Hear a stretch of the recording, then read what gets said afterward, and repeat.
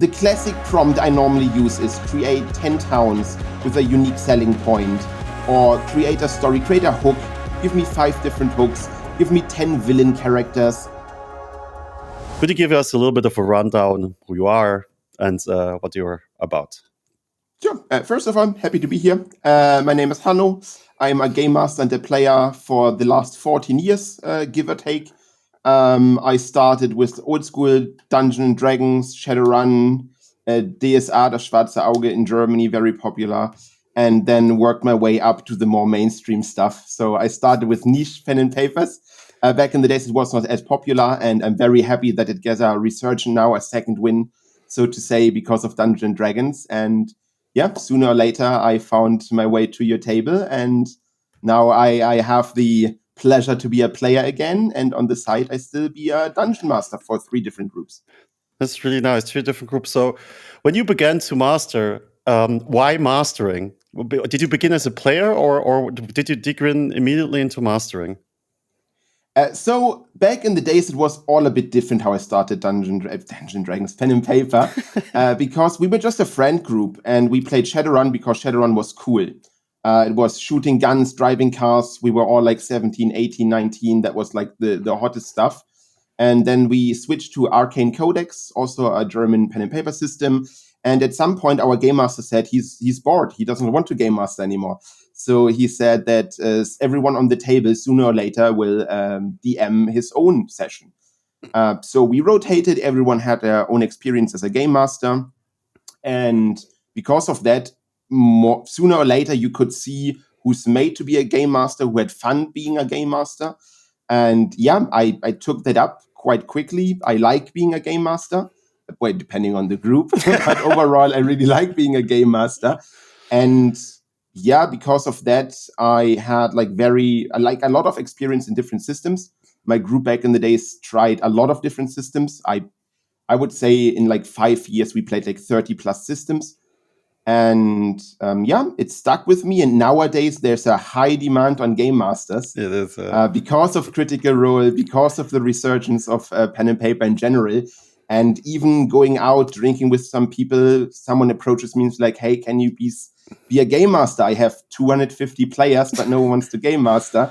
So I took up the mantle again, and here I am again. So starting game master was out of necessity, but I grew into it, and I really, really like it. How did you learn the trade? So what was your approach? Did you just try it out, or did you read something up back into this? I mean, that was 14 years ago. I mean, that's a long time. Yeah, I didn't read anything. I still don't read anything. Reading is for losers. No. I read a lot. I love reading. But it was a different time. You didn't do it on such a, I would say, quote unquote, professional level like nowadays. Often, even online nowadays, you have programs, you have subscriptions, you have everything out your butt. But back in the days, you just had like one core rule book or maybe 2 or 3 additional books. And it was a friend group. I knew all of them since I was 10. So game mastering back in the days was less expectations. It was more start your game, read a story in the core rule book, just come up with stuff. Everyone is very forgiving. Everyone is a friend of yours. So there was no after talk about like, oh, that was bad, that was good. It was just having fun, meeting 2 or 3 times a week, playing a bit. And I think with that, I got more comfortable with it. Okay. Because I never had anyone to judge me. And nowadays, it's a bit different.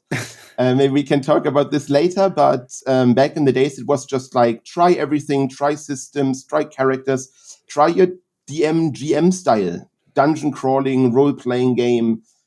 So I had the chance to experience everything over the last, 10 years or so. I just never really had a tight group of like 30 years, 2 or 3 years in one system. We just jumped around, we tried, and like this, I just became the GM I'm now. So you made here a great point, kind of like compared to today. So what is for you kind of like from the old days to today the difference that you feel like on the table now as a master? The biggest word, expectation. People have high expectations. So even that's not true. Even low expectations. People join a pen and paper group because they know it from someone else. It is not a new hobby. It's just the hobby someone else does, or you know it from a podcast. There's like a lot of famous people actually jumping into pen and paper. Not only Critical Role, it's a big thing, but I don't know, Moist Critical starting a Dungeons and Dragons group. And I mean, literally everyone, big creators on Twitch, on YouTube. So people starting pen and paper nowadays, first of all, it's a huge Dungeons and Dragons search, or Pathfinder because of Wizards of the Coast now. Thank you. People have expectations. They want to play what they know. They don't come to the table and want to see what the system gives. They want to see how everything is played. They would like to reenact different games. I mean, Baldur's Gate's one of the biggest one, Neverwinter Nights, all the things they played in the past. And they really would like to reenact that one, or reenact podcasts or different other influences. So even one-shots I had, I'm not a big fan of one-shots. I had 3 or 4 now. But even then, people come to the table, they want to have fun, but they act as if it would be a big action-packed adventure. And of course, as a game master, you want to give it to them, but you can see the expectation is, I saw it, I heard it from a friend, I want to have that too. And back in the days, people were not sure what pen and paper is in general. So when we had like first-time players, they just came there and it's like, oh, what is this? Oh, can I do a roll? Can I attack the enemy? And now it's like they come to the table and it's like, I rolled investigation. This is impossible. And I attack him. So yeah, the expectations is different. Also the knowledge about it in the first place. So it's not unknown lands that you wonder. It is, hey, I know it from the video game. So could you give us an example how you deal with the situation in specific when those expectations are, but really driving it home that people understand it and stick kind of like with the rule, with the playbook that you want to have on your table? I mean, I don't have it so often. First of all, I normally have a pre-talk with these players. I have 1 or 2, how do you call it, standard adventures I could play in literally every system. This is when you have like just friends of friends that want to play a session. But if I have like a one-shot with people I know and there is an option that it might take longer, like more than 1 session, I normally sit down and talk about expectations. Good example is playing Vampire the Masquerade. Is a very story-driven pen and paper, and you cannot just jump to conclusions, attack someone, because you would ruin the masquerade, so to say. It's in the name. And people often are like very disappointed in that. It's like, oh, I would like to fuck someone up as a vampire. There are other systems. But then again, Vampire the Masquerade might not be for them because, I played it back in the days. It's an action-packed RPG. I remember that. The pen and paper, it's not. You can do it like this, don't get me wrong. I mean, there is like a lot of Vampire the Masquerade people who like hack and slay, but the original core rulebook often refers to keeping the masquerade, having more story-driven, more political approaches. So if people like approach me like, I would like vampires, but not like this, play Dungeons and Dragons. It's always play a Dampier, play a vampire, go in like Savage Worlds. There's so many systems for this one. So I like to have a talk with them before. And if no one cares and you have 3 to 4 beers while you play, just play any generic thing where you don't mind if it derails. I had super adventurous groups that derailed from second one, but just play with it. They want to have fun, and if they can play the goofy barbarian, the classic cliche, just let them have that. And maybe after that one, they say, oh yeah, maybe I saw like the potential and we can do another one shot, a more settled one maybe.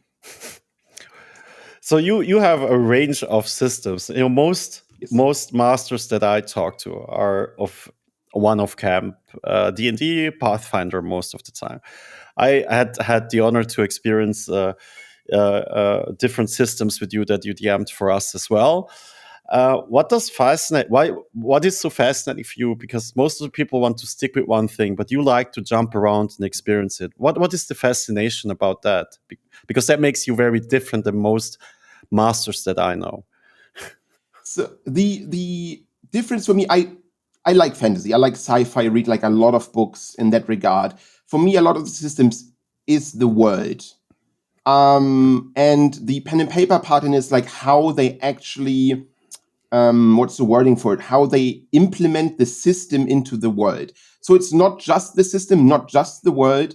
A very good example, I played Conan at some point. I'm not a Conan the Barbarian fan, but the system was very interesting. And suddenly the Conan world had way more lore than I knew it had. And I was roped in. Some friends of mine said they are huge Conan fans. I said, like, yeah, whatever, let's play 1 or 2 sessions. And to see how the system introduced like a new aspect into the Conan universe. Like when you overkill an enemy, the overkill damage goes to the next enemy. And suddenly you had like a very gory, very quick fight against hordes. And even if I'm not a Conan fan, suddenly the system was interesting. On the other hand, Cthulhu, for example, I have like 2 or 3 Cthulhu core rule books here. I hate this system. It's like a D100. You start with like a 30% chance to do anything, but the world is fun. So jumping from system to system, it's like chasing the magic dragon. Maybe there's a system that has a very good system and a very good story. But for me, it's what the character, like what the writers make in terms of new systems that were never been there before, like Splittermond or Arcane Codex and newly created systems and other stuff that like Shadowrun, Cthulhu, Conan. It's just how they implement the pen and paper part into it. So it's a mix from 1 or 2, but because of the mix, it's very interesting and it's never stale. Because even if you jump into another D100 system, the world is different. So there's like maybe a different magic aspect because of that. Absolutely. So, yeah. Absolutely. I still remember when, I don't know what the system was called. I now forgot the name of your world, which world that I always make fun of that you love so much. Warhammer? Yes, thank you. Yeah. So, sorry. Good. So with the one system that we played where you DM'd, and I have been never exposed to D100 because I was always D20. And most of my mastering time was Dungeons and Dragons since 2E and now Pathfinder 2E because, as you said, of Wizard of the Coast. But I was so fascinated by D100 because it created a different sense of chance. The frustration was though there because it's such a huge range that you can fail. But you notice probably on my table that I started, even though they're not in the rules, for various situations at D100 because I just liked the range of failing or succeeding. It had something special. But yeah, I would still prefer the D20, D6 system before I would go back to a D100 system. Yeah. Definitely. So when looking at all those systems, and now having played as a player as well, but have played D&D 5e for a long time. And of course, as you say, there's a resurgence, and of course, most people will gravitate to the most famous one. But what would you kind of like see in 5e? Because most people that probably play 5e, but what would you say 5e doesn't do well, where you would compare, where other systems just gravitate much better, and do you have a much better experience? I would say the biggest 2 flaws I have with it is first the grid system. I think that's very restricting. Besides when you play the tabletop part of it, you can play like Theater of the Mind, but everything is very 2 feet, 5 feet, 10 feet. It's made for a tabletop. So the entire system, people know the games, people know like map creators are also made with the grid system in mind. This is like very what's the word? It's very restricting for new players. For example, when you go back to Vampire, when you play Vampire and you say there's someone on the street 10 meters away from you, it's a different thing than when someone says, oh, he's 10 feet away from you. Because if I say 10 feet, in your mind, you already have all the spells. You see it like in a grid system, most likely, not every player. But it's like, oh, if he runs next to me, does he run 5 feet next to me for attack of opportunity? And that is like a thing where like a lot of players struggle when they first come in contact with Dungeons and Dragons and then swap to other systems, because they are very hesitant and have a hard time to adapt to our open world with no restrictions, with no squares. I would say this is like it's a pet peeve. It's not really a bad for the system, but I see a lot of players struggle and very stuck in the D&D thinking of tabletop. And the other thing is life points. It's not gritty enough. It's like fights take Yeah, like the Dungeons and Dragons life point system is like when a fight starts and you have 110 HP and the enemy has 200 HP, you have like 3 or 4 rounds just hacking at each other without really any impact. Like a lot systems have you get hit, you get a -1. You get hit, you can't move fast enough anymore. You get hit, you can't concentrate on spells as a permanent disadvantage, for example. But Dungeons and Dragons, nothing happens. I get hit 20 times. I am down to 1 HP, but nothing happens. The game master, of course, can explain, you fight and you get a gash, or like you get hit in the arm or the leg. But because there is no real repercussion in the game, it feels very dull. When you, for example, there is a Deadlands, a very nice system, where you have like 3 different health bars. You have agility, intelligence, and strength. And they all do different things. When you get like damage for intelligence, nice. for example, you get like a malus on like concentrating stuff, strength is movement, etc. I don't have the rules 100% in my head, but because it was so memorable, it was like a spiral and like all the 3 different colors spiral into it. And fighting was interesting because you have different hit zones, and different hit zones also lead to different outcomes in the fight. So it felt way more fast-paced, way more interesting, and you had to take care, because if you get like an unlucky hit and you have -2 on everything, you suddenly start the combat not arms flailing running into the enemy, because you consider, maybe I should start shooting his gun arm, or I start breaking his kneecaps, some crazy stuff. And for Dungeons and Dragons, it's just you attack him. Yeah. I mean, you have aimed attacks, but it's like a special attack, and often it doesn't have like the wished outcome, and it's harder to hit. So in the end of the day, why bother? It's easier to just hit straightforward, hit him on the head, and then yeah. Absolutely. I mean, that is for me, for someone who only exclusively has played D&D for so long. And then, of course, saw other systems that you introduced that we could play, and then going to Pathfinder 2e. It was a little bit of a revelation, especially with the action points. Not action points, but with the 3 actions. And that movement was not forced upon you. That suddenly the battlefield kind of like extends. But the one thing that still remains, because it's also a little bit a pet peeve of mine, is now with Pathfinder 2e, I feel sometimes forced to use a battle map because of all the mechanics that in relation being off guard or flat-footed. And I loved that in D&D 5e, I always felt like I can default to theater of the mind. And it didn't really matter about if it's now 20 or 15 feet, because it doesn't really matter for theater of the mind to look into. So that is the big surprise. But still, I think Pathfinder gives more option during battle, because yes, I agree with you totally. I always felt when you guys were like, okay, what am I gonna do? Well, I will stand still and do my next hit, especially as a warrior type. It's like, okay, I mean, five attacks. 5 attacks. Yeah. Well, nice. So when, as a DM or as a master that has experienced many systems, many tables, has been also a player many times. So I meet a lot of DMs lately that are just DMs and just one system, and you're kind of like the kind of like quite opposite of, I like DMing more probably, but I play every system, I try it out. With your kind of like plethora of this broad kind of like experience, what would you kind of like say to regardless of the system, but what do you think a new master, how he should approach when he thinks he would like to do it, or what he should consider and how to approach it? I think he or she or it should find its own style. The biggest mistake I see recently when talking to people who have like very little role-playing experience is that they try to follow a certain guide, and that is not working out, because every person is different. And I've seen people that the first time game master, they took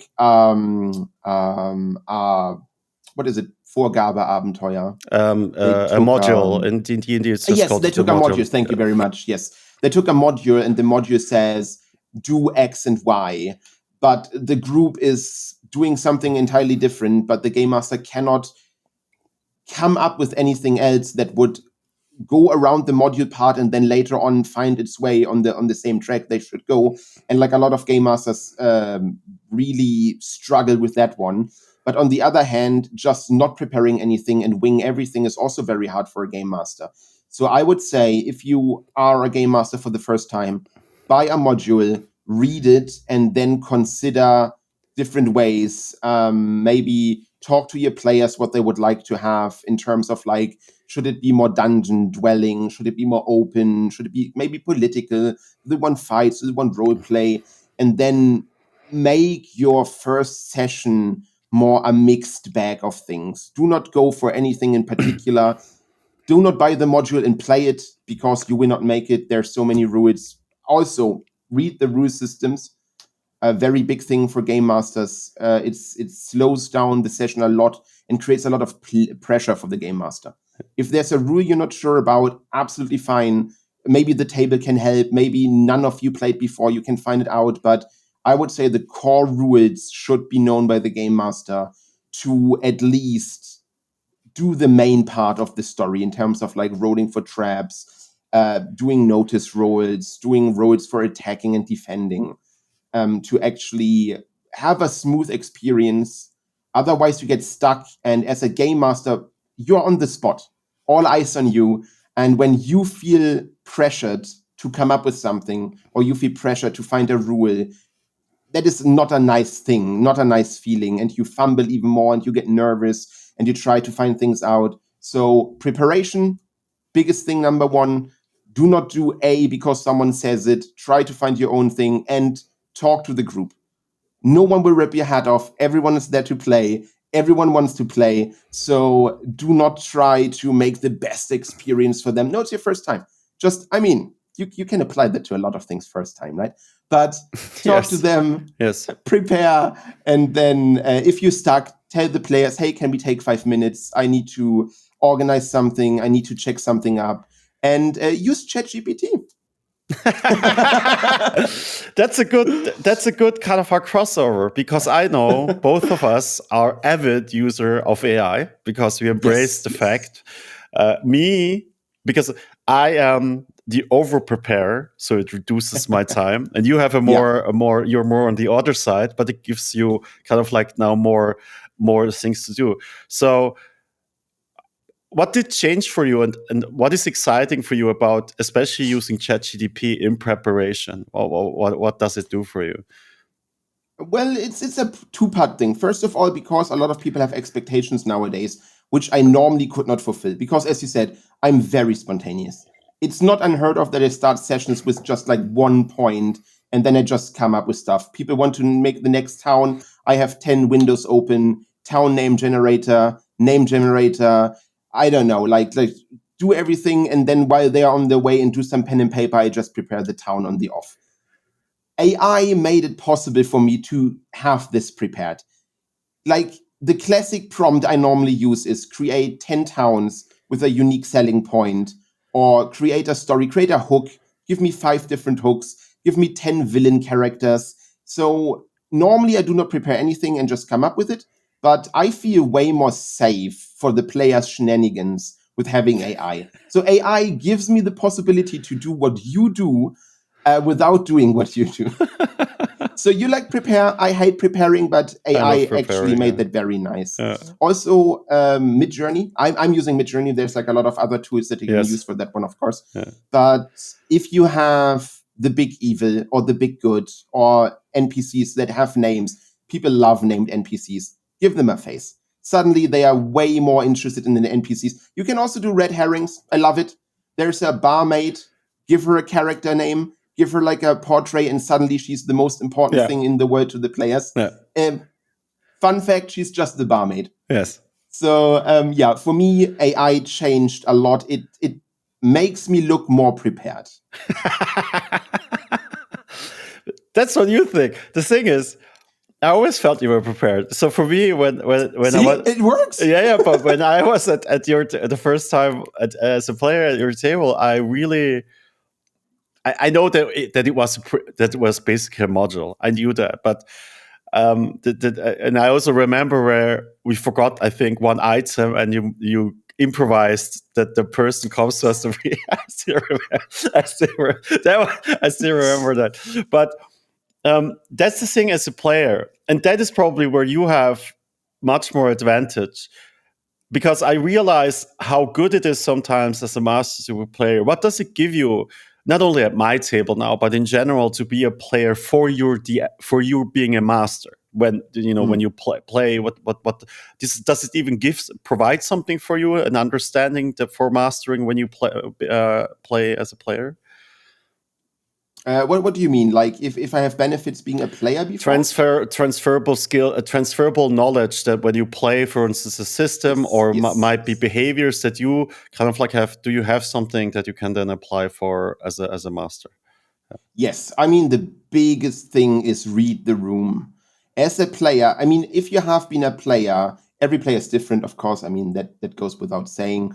But for me as a player, there's nothing more annoying than it's getting stale.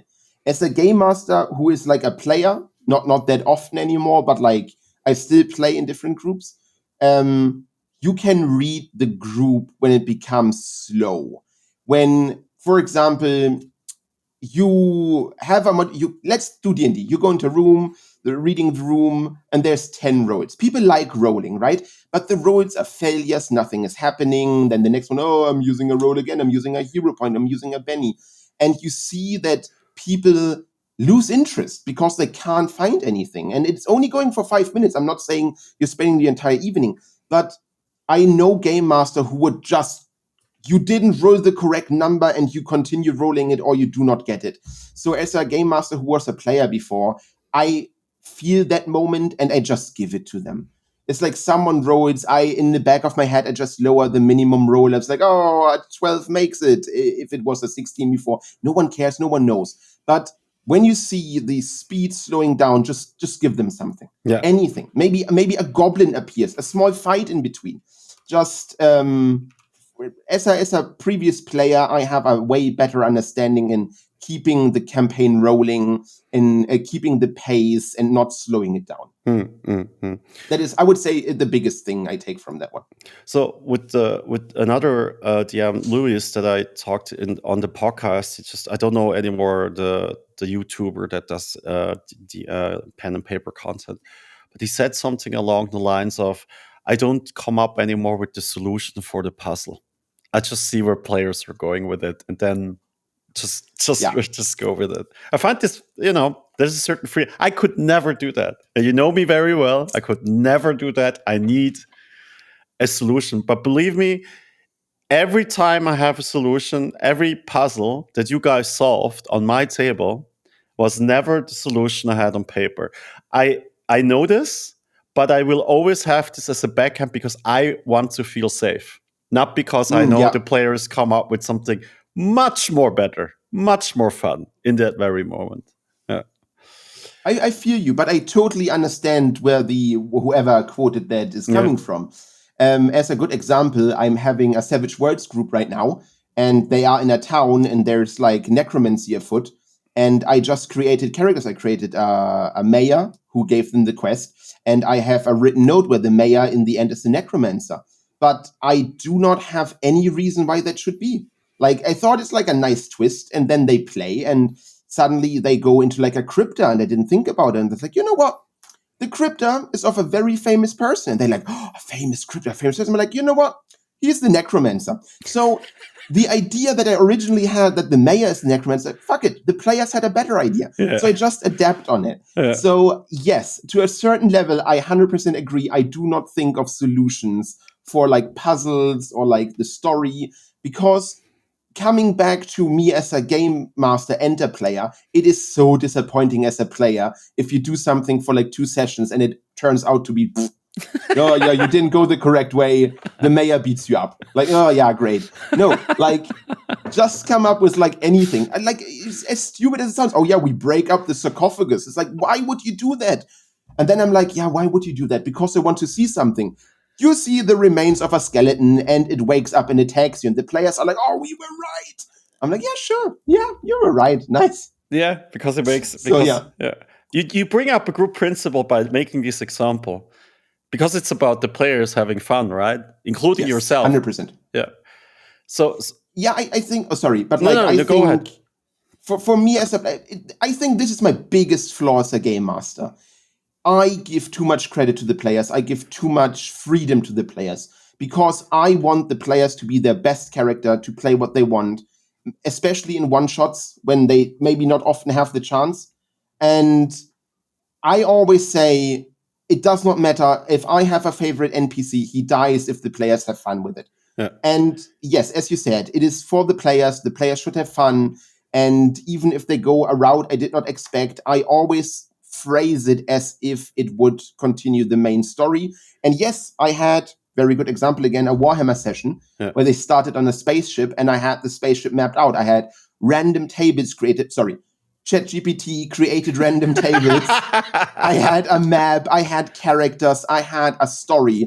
Yeah. And session 3, they said, yeah, fuck it, it's lost. We take the escape pods. And they left. And as a game master, I said, oh shit, this is what the players want. I let them leave. And then the session after, I was like, this was such a stupid idea. I should not have them be possible to leave. But I always wanted to let the players know, and now's the clue, the players never know what's best for them. Because then they landed on a planet that they ended up, and their reaction was, what are we doing now, Game Master? I'm like, I don't know, you just left the ship. And we were like sitting there like, well, yeah, okay, let's see what's going on. But yeah, number one, players should always have the most fun. I play for the players, not for me. But second of all, players do not know what they want. So you still have to guide them to their luck. Yes, and so because I noticed that, right? Because I'm much more different, especially now, because for this new campaign that we're doing, the freedom that I let you is still a little bit of struggle for me, and sometimes it still comes a little bit through that Martin tries to, push the group in a certain direction. But I must admit, the joy that I had with the last part of the last session that we had together, which was completely improvised, because you went into because you had the freedom to go every direction that you wanted. You had the freedom to do whatever you wanted. And we let the rolls with the weather. It's just all rolls. It could have been sunny, but it was heavy tutorial rain. So it is what it is. And this whole new dungeon experience was totally improvised. And it's just a newfound love for the fact that I just let it go for that one part. Just let it go. Just let it flow. And it was a beautiful experience. But then, yes, there has been many occasions in many groups that I've played and DM'd that I was happy that that I knew where to go, right? Because I just felt and read the room. Because they wrote it down somewhere. But they wrote it down and they're looking for it, but they can't just grasp it. What did the guy tell you? You always need to give a little bit of a help. Yeah, that's true. Yeah. This is, as I said, that's my biggest flaw. I would say I should prepare more and I should push them a bit in the direction. Because players often struggle, and then you end up with like, yeah, it's your choice. Do what you want, but they don't know what they want. So having maybe having a final goal is often kind of helpful. Yes, I agree on that one. So with all what you have played and done, would you ever consider to homebrew a world? Because you always use the world, and why not? Why are you not doing it? Because many DMs immediately build their huge kind of like own world. Yeah. So funny enough, we're playing Savage Worlds right now with a world that is created by the players and the GM. So we have like our own world, but the world is just a conglomerate of known stuff. You see the races that are implemented, where they come from. You see the worlds or like the kingdoms where they come from. You see the vampires, how they are structured, and it's from like, I don't know, the Netflix series or so on. So my biggest problem when it comes to world creation is it is hard to be original, especially nowadays, where everyone knows everything, all the series, games, movies, whatsoever. There is always the, wait a second, that is Game of Thrones, or inside any famous series or whatever. Like Jurassic Park, that I never know when you say that. yes, I've exactly. never seen it. But this is so hard. And coming back to reading books is, for example, Brandon Sanderson is one of my favorite authors, because in like a world where everything seems copied, and of course it's not copied, but sooner or later it is impossible to come up with super new stuff. He creates new magic systems and something that was not there. And like I'm reading, I'm like, wow, that's amazing. And like half a year later, when someone asked me, oh, let's create a world, I still have the magic system in my head. And I would love to have this magic system in a pen and paper system, but I'm like, oh, I don't want to copy it. But no matter how you do it, either you create a dull system or you create a copy system. But to create your own interesting system is hard work. And I don't think that I'm creative enough for that. I highly appreciate authors and writers and everything. They are the absolute goats, but I can't do it. I can play it, I love to read it, but I could not come up with something so interesting that I would be comfortable to be like, you should play it because it's the good shit. Like Alex Waldemount, Dungeons and Dragons, the 6 gods fighting each other. It's like the Primax in Warhammer.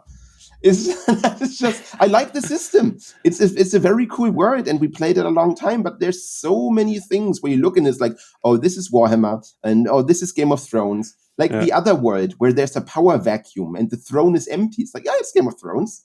Yes, that's Game of Thrones. You mean Tal'Darai? You mean is Tal'Darai? No, yeah. No, it was empty. But you're correct. But at one time it was the original idea. Yeah. But yeah. Because of that, I don't think I would have the fantasy to create something new. Yeah, that's true. And I also would say that to a certain extent, I don't.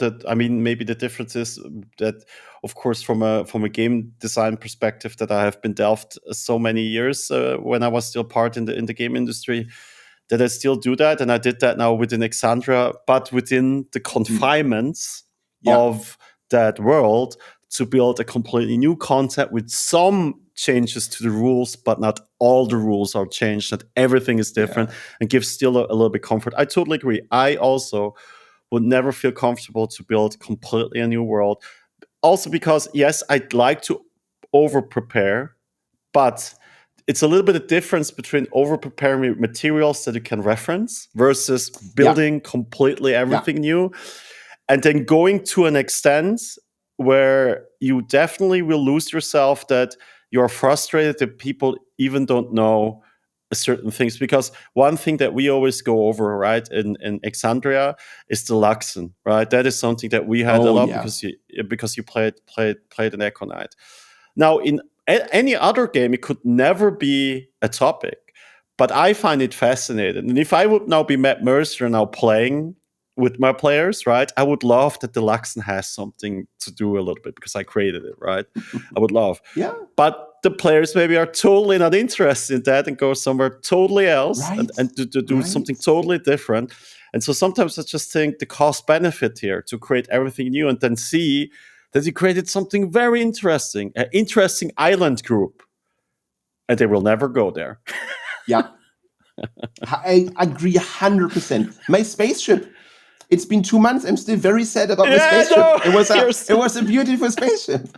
We should write it. Like, creating it bigger as a continent, as a system. Oh, I have my dark elves in the north, and no one will ever play them. Oh, they are so stupid. And you're sitting there like, no, it took me 2 months to create them. Yes. Yeah, I agree on that one. I mean, working with like a already made system or world, yes, 100%. I like what you do with it. It's very enticing. It's very interesting because I already know the overarching idea of the world and so on. But creating something entirely new, shush. Respect, yeah. That is a lot of same with game systems. When I was young, 2021, so 20 years or 21 years, not 2 years ago, I sit down with a good friend of mine, Toby. He was like my OG game master. And we created a system. We were young. We were like, it's so easy. Just create a system. Why do all the system have flaws? Just make a better one. Oh boy. It's not that easy. It's not easy. You have to accept losses. In word creation and system, you have to accept losses. Absolutely, And because it's hard.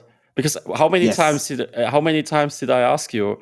Because I know it's not because I always want to make players happy, but because I'm just interested in the exchange when I talk with you. Is how do you make the AC system better? What is the hit points AC? How can you make that? Then you look it up, but then it doesn't quite fit, or you would need to do an immense kind of like merge into a world that has so many things. It's really not that easy. And some things I understand why they exist. I understand why the hit point system exists, but it feels at some point with as you said, players 100 hit points, encounters have 500 hit points. It feels like, okay, what are we going for here? What are yeah, we going for? exactly. I totally agree. But yeah, the spell system also something. It doesn't really matter, be it now D&D or Pathfinder 2e. Spell slots, absolutely hate it. I just don't. I hate it so I much. understand the especially in D&D with the weave, and that you pull it out, and the spell slot is kind of like a representation of that, and it drains energy. Totally get that, but there must be another system because especially for players, especially in the beginning, and most player play 3 to 7 or something, or 1 to 5. Yeah. Magic users feel always pretty weak in the beginning. Yes. Yes. I mean, Warlock must be one of the most frustrating. One of the most frustrating thing to see, and then a warrior feels just much more cooler in the beginning, right? Later it's stupid because second attack, third attack, fifth attack. Yeah, that's true. And in the meantime, two times 5 attacks. In the meantime, the wizard is throwing around black holes. Why teleporting? Second attack. God damn it. Yeah, it's a bit finicky, especially for the level system, true. Yeah, totally. So, after talking more about, the fun stuff, let's talk a little bit more about, I would like to know a little bit about your challenges that you had, specifically. A lot of people call them problem players. I don't like that kind of like categorizes, but situations that you had which were really frustrating for you, and how you dealt with that situation as a master and with your table. If you don't mind, tell us a little bit more about your experiences. Yeah, like first of all, my longer stories are normally with a group of friends. So I do not have encounters for a longer time with people that might not fit. Often I played like only 1 or 2 sessions on like a convention. I have that a lot, that I play 3, 4, 5 hours, just like a new system with like some random people. Oftentimes it's not fitting. But yeah, I would say problematic players is maybe the wrong wording. I would rather go for not fitting players that do not share the same idea of how to play. When it goes back to storytelling compared to fighting, for example.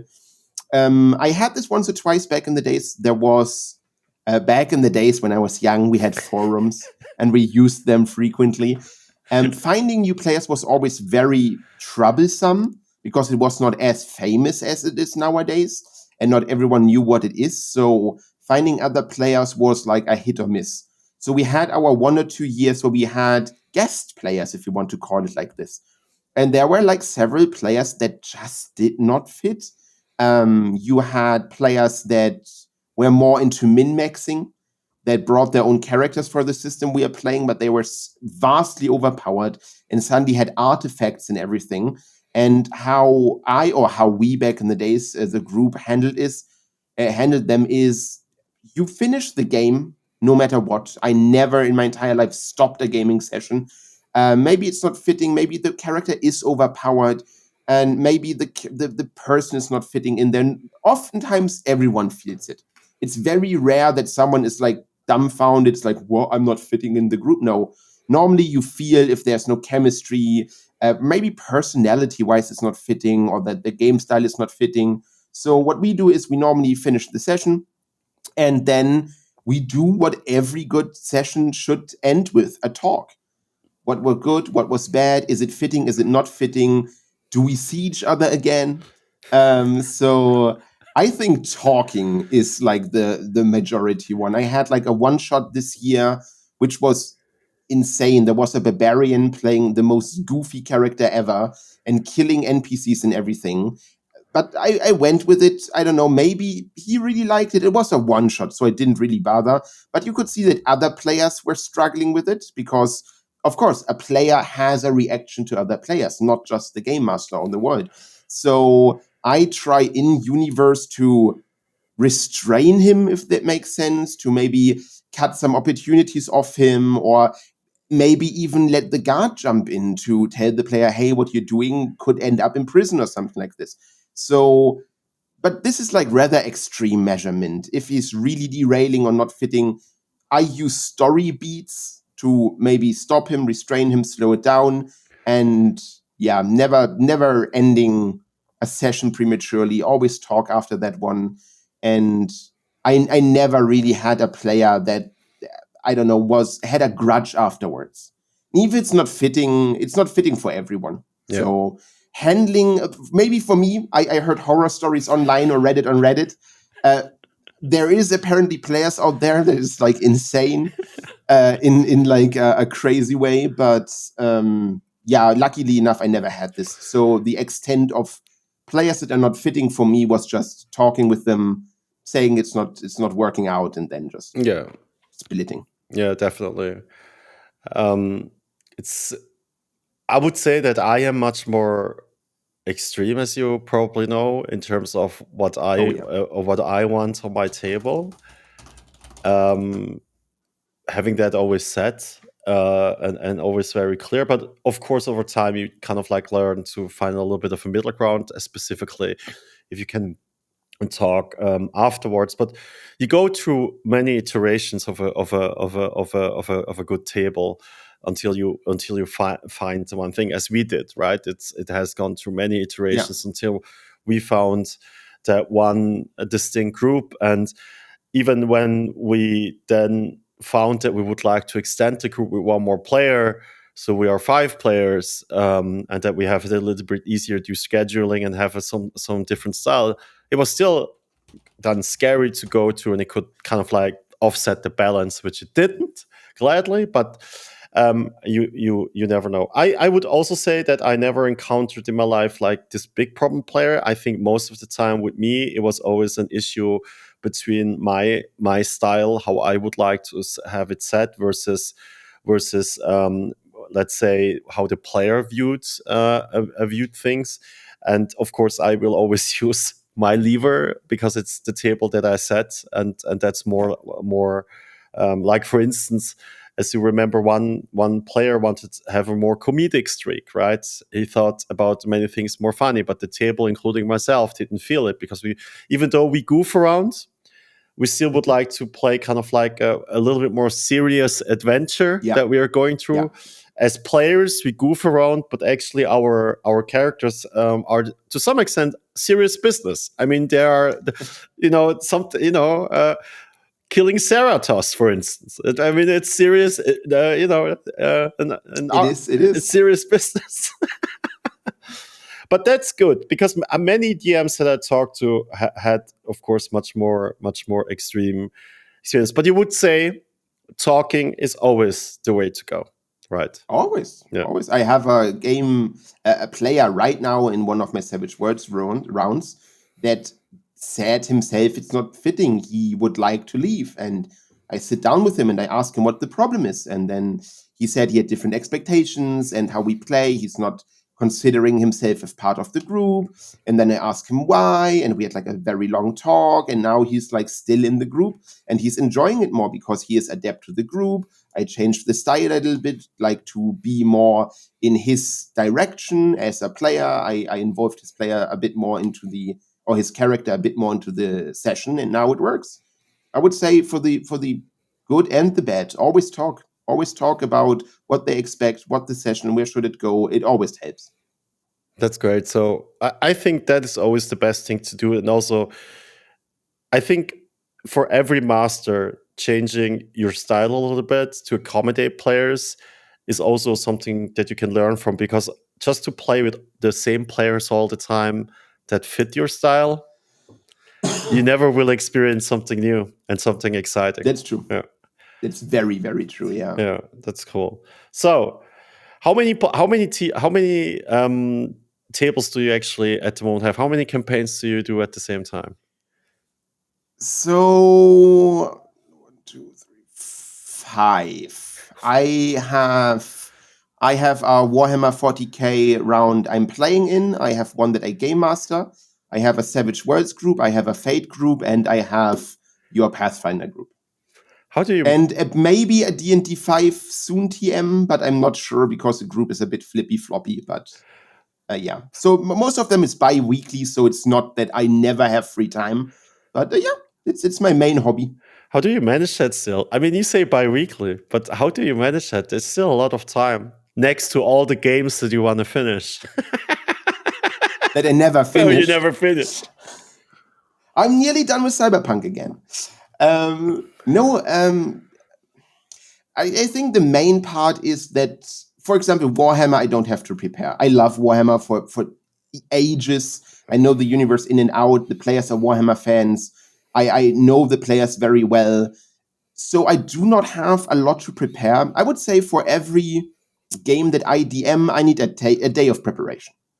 So let's say 5 to 6 hours of like writing down characters, story ideas, creating characters with the AI, etc.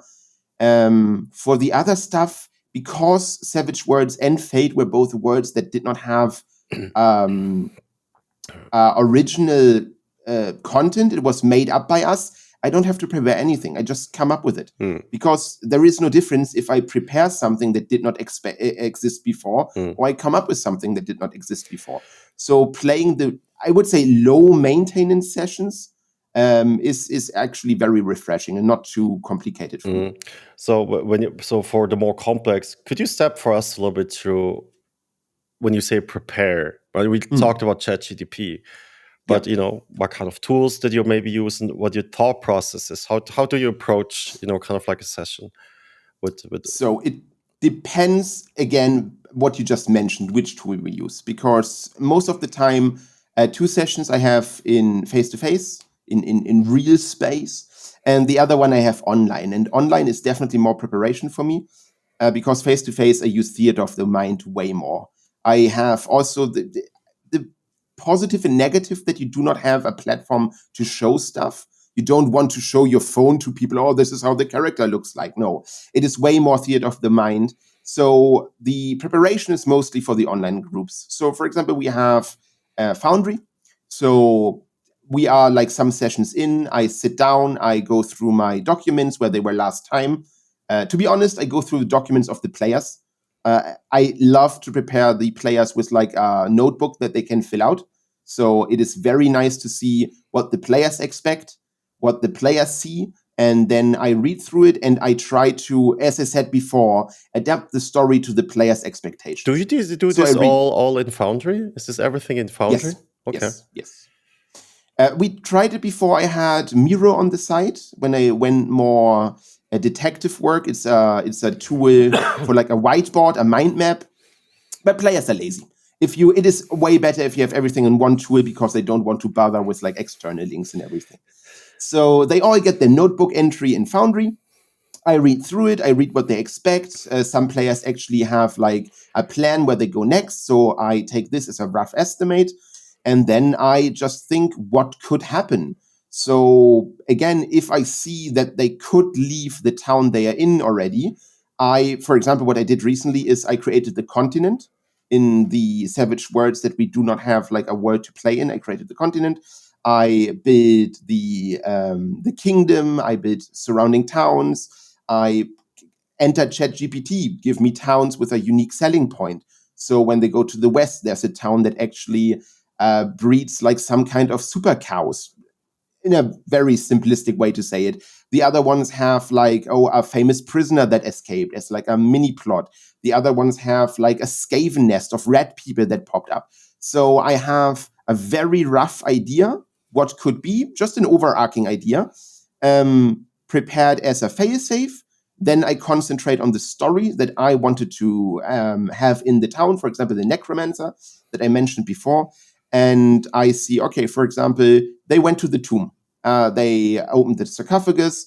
What could happen there? So the players expect tomb raiding. They expect zombies and skeletons. And then I'm thinking, okay, good. I need to prepare NPC tokens. So I create the tokens for the session.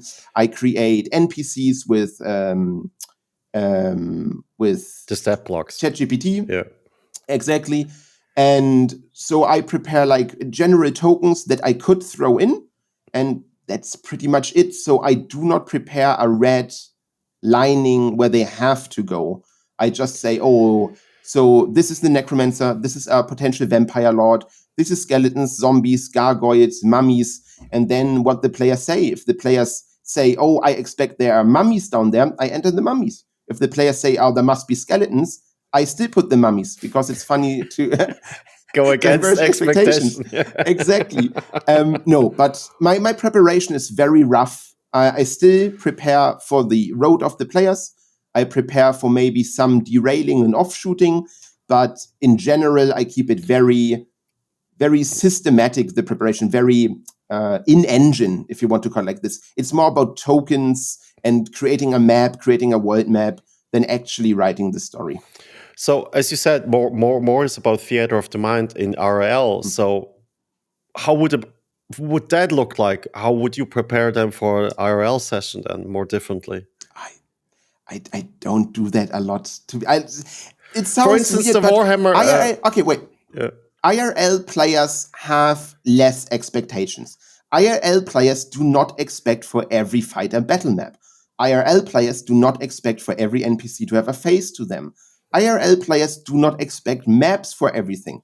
They have an overarching map, and then theater of the mind kicks in way easier for them. Coming back to the D&D, right, to the grid system where people get like a bit too used to that. We played Vampire the Masquerade with a group just recently-ish, and we did not have any battle maps. We play in New York, and everyone knows roughly how New York looks. Then you are like in some dark alleyway. Everyone knows an alleyway, and there's a vampire. It's like shaggy black hair, white skin, like his cheeks are like sunken in. He looks like hungry for blood, and everyone's like, oh yeah, sure, fair enough. It's the hungry vampire. But if you do it in Foundry, everyone's like, I don't know. Can I see a picture, please? Oh, really? So, is that so? Yeah. I actually have that a lot. Especially when it comes to like more prominent characters, NPCs that suddenly have a name, NPCs that seem like they are quest giver. Yeah. There's always a second question like, oh, how does he look? Oh, I can't imagine. Do you have a picture? That actually happened. But, sorry? Well, why do you think that is the difference? Why do you think that? It is easy to do that on the PC. For me, I can open Pinterest. I can open ChatGPT. I can create that in like, I don't know, 30 seconds. Yeah, I don't know. Maybe it's just the expectations that they know already. Maybe I spoiled my players. Maybe that's a me problem. but I don't see, for example, as a game master, I don't see why I shouldn't do it online. It is easier for them to imagine. And for me, especially when you play systems that are not very clear, like Warhammer, how do you imagine a hive city with billions of people in it? People will not understand it. But if I create a picture with ChatGPT, they're like, it's Super Judge Dredd. It's like, yeah, Super Judge Dredd, fair enough. So I used to use that a lot for systems that are not very well known. Deadlands, Warhammer, Cthulhu, for like showing the monsters and so on, because explaining, oh, you could not imagine how it looks is a very bad explanation for how it should look. It's like, oh, the mind cannot comprehend it. It's like, so it's a triangle? It's like, no, it's like a triangle with fangs. No, I think this is on the PC online. All the tools that I use, be it Roll20, be it Foundry, whatever you use, they always have implemented battle maps nowadays. They always have implemented music as well. They have a token system, and a lot of players expect to see it when they are using the system. It's like, oh, why do we not use the battle map? It's like, because I don't like a battle map, but it's so much easier for me, so you use a battle map. So that's interesting that you say, because I have now seen, and I think the main problem is because I'm not saying I also enjoy Foundry and I enjoy a lot of those tools since I'm using it myself as well. But I think it forces you into that view, right? It kind of like, Yes. because as you said, engine actually from games development is a very good example, because it really feels like you're constrained because the engine is telling you need tokens, you need battle map, but actually you don't. You Yeah. actually don't. And here's the funny thing. I forgot the name. I will definitely put it down in the description below. But there is now a developer that develops kind of like a system that is more in line with theater of the mind. Imagine kind of like, and it's also great for streaming and playing. Okay, imagine kind of like a browser view where you have all the screens with the players, right? With the players with the real players with their cameras on, right?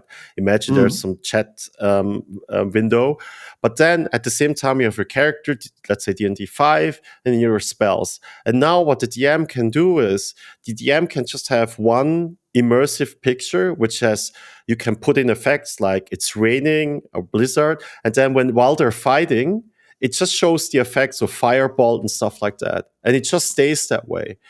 And I Mm. find this much more appealing, because I will Yeah. tell you really clearly, I love Foundry, but I find it because we play IRL here at my table.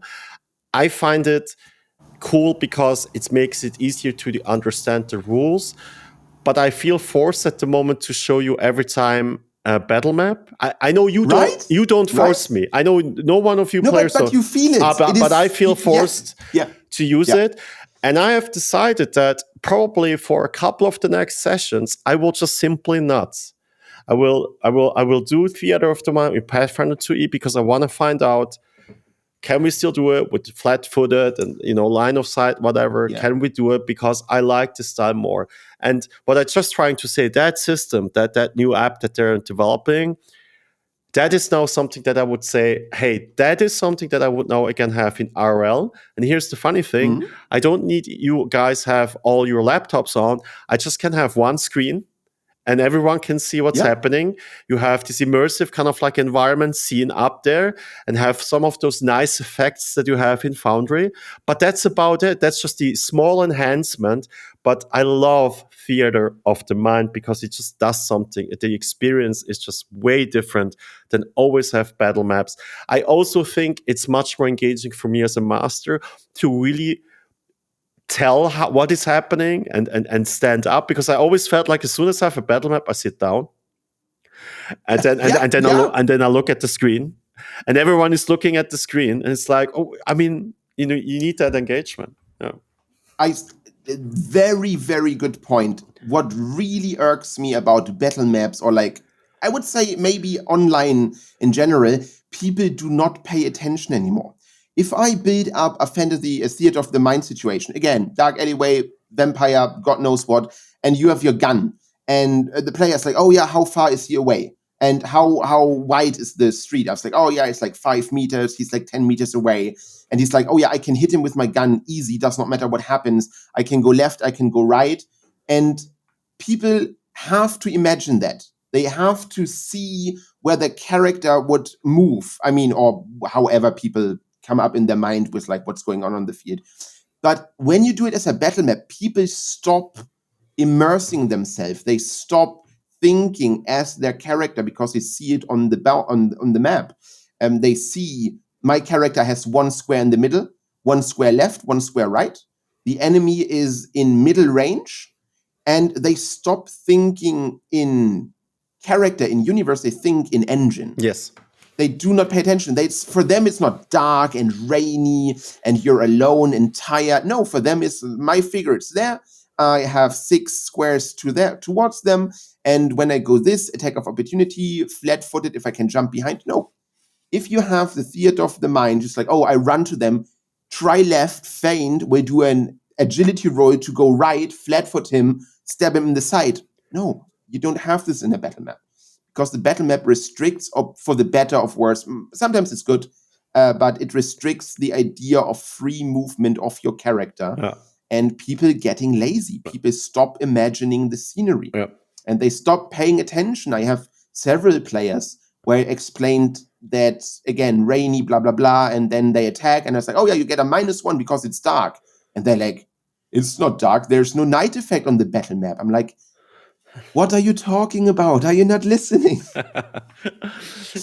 Yeah, that's a very good point that you mentioned. Yeah, it's definitely immersive. It totally does this, and I totally agree with that. And I really and there's kind of like always different camps of people, but I join a lot. I forgot his name, Dungeon something, one of those more older type of dungeon masters who has a YouTube channel. I forgot his name. He's very old style, and he's also to an extent really the game master is the one who says what is right and wrong in all of the things. It's really this old style type of master, which is fine. It's just a representation of how people were grown up in the 80s and 90s and nowadays, but that is also a reflection how people master 100%. How everyone and how players are. But what I enjoy about that the most, he's a real big believer in IRL pen and paper, really to an extent. Yes, some tools are great to help you. Like, for instance, D&D Beyond was great. It simplified something. A character sheet automation is always great. I'm never 100%. against it. But with battle maps, you really need to choose your battle. Because I sometimes think some encounters are way better to have it in the mind. For instance, I will still remember one of our first battles that we had in the group, still back in the days with Descent of Avernus, was in an alleyway before we introduced, our friend Ola's character. With the balcony and everything. Yeah. And the creativity that went into that for a lot of players that never really played pen and paper. You remember where people started to be a little bit creative. We had a druid. She got a little bit. This will never happen too much if you have a battle map set up. Yeah. Because you stop imagining. Yeah. Like you're not asking if there's a z-axis. Is there a balcony above me? No, you see the battle map, you see what it is, and then you just play according. I mean, again, my experience, maybe there are players or game masters with different experience out there, of course. Yes. But I, in my experience, see that players stop giving too many thoughts into like the environment in the world the second the battle map is out in the open. Yeah, definitely. Cool. So, but yeah, one thing, because you mentioned it, the old school game master who actually has the last word, just as a small thing, because I had it like this Tuesday. Players nowadays, because it's so much more known, because player know the systems, because player prepare. I have so many talks with players that just say, oh, game master, it's like this. And it's like, no, I say how it is. And you're not telling me how it is. But yeah, I old school game mastering, people respected you more. Nowadays, there's a lot of arguments with players. Yeah, and also because the expectation changed, and also because I have also now some requests now for online, and it feels much more that you are here to entertain. And I don't want to. I don't want to complain about in terms of it's because I don't make any money. I would always do it for free. I don't want any money. I never thought about it. Yeah, I enjoy it too much, but I like to build experiences. That's the thing that I mostly I want to make experiences happen for people that enjoy the style that I do. I don't want to put myself into a box where I need to apply it for the style that nowadays is acceptable, and I will always be because I'm a mix, right? I love the very clear I am the master, especially when there is a ruling of laws of the system which maybe are unknown. I never want this to have big discussion because the flow breaks in a game. Then I just make a ruling. I can be completely wrong, and then I need to correct it. But in D&D 5e, at some point when you play it so long, it's just you feel already, except for sleep. You know that I have sleep. Goddamn sleep. Goddamn sleep. But other than that, I just don't want to feel, and that's my feeling too. And my table, it will be always, will always have at the last word, but I don't apply it so much. You have played with me a long time now, but at least there's that rule. And the second thing is that I will do still, even though I do now this homebrew open world, you will always have with me some sort of a story, some sort of a goal that is always in an area. It is not always open, complete open. Will never happen at my table. And the expectation is so high. I had requests, which I said, no, I would love to, but that is not my style. I just don't. Yeah. Yep, I feel you there. I totally feel you there. Especially online, a lot of people, it's like, oh, can you game master this super, like, what was the last one? Dishonored. If I can do a Dishonored group, I'm a game master, let's go. I'm like, no, I'm sorry. I can't do that. It's like, I want to play like the computer game. I'm like, nah, I'm not the correct game master for that one. I like Dishonored, but I think I have to pass on that one. Yeah. Play the computer game. I think that's play the computer game. It's the video game. But there's nothing worse than a player who wants to play a masterpiece on your table. Let me play Lord of the Rings. It's impossible. No. I'm neither Peter Jackson nor J.R.R. Tolkien. Yeah, no. But the difference is, I think, for those who have played longer campaigns, and long, I mean, ranging from 3-5 years, and there, and even some people will laugh because other people played 10-year or 20-year campaign, huh? But at least, let's say 2 to 3 years campaign. The Lord of the Rings is the magic of the table that you play with the players that you're with. That is the magic that is going to happen, and that is the magic that you will have of a continuous player and a continuous campaign. And I believe that, as you said in the beginning, you as a player or you as a DM need to find the right people for the style of play that you want. And if you have that, and it is possible because many people struggle, say they have a hard time to find someone in the city, but there is such an online community, and there are still game shops, the small game shops where they do game nights where you can play different systems. So if you want to, you can find people and try out people and find that experience. But to expect from the beginning that you get that experience from a DM, I find that, I don't know. I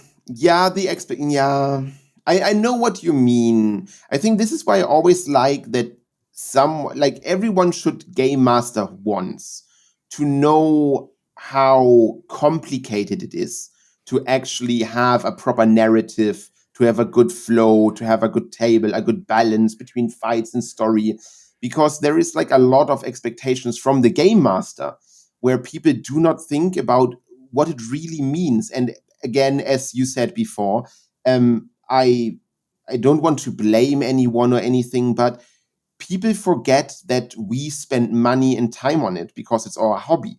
So I have God knows how many hundreds of euros of rule books at my place, and I'm in 5 game sessions. So half my week is just gone for like preparing, playing, and so on. And then someone pops up and it's like, oh yeah, create some super H.P. Lovecraft AAA story for me.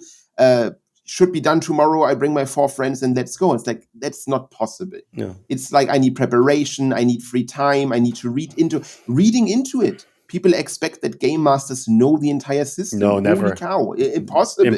I mean, okay, I don't want to say impossible. If you play something for long enough, then maybe you get there. But especially in my case, I mean, I play 4 game systems at the moment. And I'm reading 5 other, like there's a new Warhammer system coming out. Yes. I'm reading into like the D&D stuff again because another group asked me. And it's just people have expectations that it's just game master something. Yeah. Like come up with it, play me around, let's go. And this is, as you said before, like online requests, let's do it. Oh, that's no problem if you don't know it now, Game Master. Just read it up. It's like, just read it up. It's not that easy. No, it's not. I have to, maybe a Foundry module, maybe the core book, buying it, finding it somewhere, reading it, preparing, knowing the characters, knowing the magic system. It's there is a red tail, and this is why I say yes, it is my hobby. I really enjoy it. I would never ask for money, but I would ask for a reasonable approach as a player. That is what I wish. I am not, again, Peter Jackson or anyone else. I cannot create the epic of Jared of Rivia. I can give you the small Hanno experience in like a system that I know and have a good time with it. But a lot of players who did not play or especially did not game master before have a very high, how do you say it? A very high, what's the word I'm looking for right now? Expectation now, or something else? Yeah. What's the German word? Something Can that's you more. send? I can translate. No, I cannot. They expect too much. Yes, Yeah. For the lack of better wording, Yeah. let's go for expectation. Yeah. And this is very hard to actually cater to them. And then you reach like a one shot where people are not happy because they expected something else. You do not know all the rules, and in the end of the day, the experience for the game master and the group was subpar, and you're finishing it with meh. Yeah. And I think we are on the level that we really would like to, again, do good experiences without with knowing that we're not too important in terms of that it's gonna be the next, Dune movie, but it's gonna be still something that everyone can really enjoy. Great. So, Hanno, so the last thing that I would ask you is, Yes. what advice would you give players? Read Warhammer. What advice would you give players in terms of, you brought up two important points. One, master. The second one, in the very beginning, you talked about reading the table. But what would you kind of like extend it or deepen it with to give advice to players to be part of the experience for everyone? Oh, that's depending on the player, of course, and what you're playing. But as a player, read the core rulebook. Expecting that the game master is doing everything for you can be as annoying for the game master as for you. You're feeling very restricted. You do not know your options. You do not know what you could do. And later on, you maybe feel like you missed something. I would say do not have too high expectations of your character. Your character is not Gerald. Your character is not Luke Skywalker. Have an open mind. Have a blank slate, more or less. Play your character. Don't play the system, the famous characters. Don't expect a second coming of Lord of the Rings. Be open and just have fun with what you have, with the story, with the character. And I think the third one is, have fun is such a stale statement, right? But just be open and have fun and don't, how do I say it? Don't think that the one session will change your entire life. People go into like a one shot with the expectations of being Matt Mercer, being on the table. You do not have voiceover. You do not have sound effects most of the time. You do not have, just have fun. Don't try to be on Critical Role. Just enjoy the table, enjoy the people, enjoy the friends. And that's pretty much it. As a player, as a one-shot player, know what you're playing, read the system, don't have the expectations of a lifetime, and just be nice to your group. Don't be an asshole. I think that is one of the biggest things. And stop talking and say you know it better than your game master. Don't interrupt the flow. That is also very nice. Because when you always say, actually, the rule is a different one, no one benefits from that one. And it's like, just go with it. It's a one shot. Just have fun. And even later on in a group, you can always talk about, as you mentioned, after the game session. Stop interrupting all the time and just go with it.